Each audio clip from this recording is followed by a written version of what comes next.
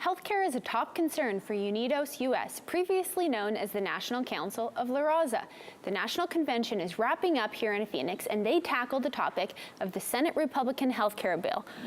Cronkite News reporter Holly Bernstein went to the press conference last night to learn more about the impact they say that this bill could have.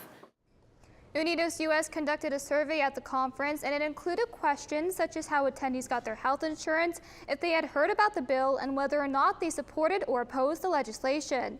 Out of nearly 1,400 responses, only 3% supported the bill.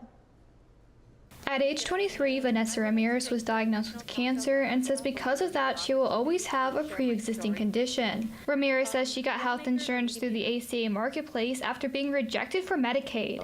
Her husband owns his own business, and if she loses options to get health insurance, it could hurt her family financially. If I don't have the opportunity to get health insurance, well, then we're just going to have to change our game plan, unfortunately. According to Unidos US, the state would lose $19 billion in Medicaid funds if the Senate votes to approve the bill, and more than 927,000 Latinos are enrolled in the state's program. Given the tremendous amount of harm this bill could do, it's no wonder that there's universal and widespread opposition, and that the Latino community is behind it just as much as anybody else. The Advance Advocacy Central booth also provided postcards for attendees to write to Senators Jeff Flake and John McCain to tell them to oppose the legislation. So that they know that people are aware of this issue, that they're watching, and that they're calling upon their members of Congress to reject this bill. Ramirez says if the current law is repealed, she worries about what would happen if the cancer comes back.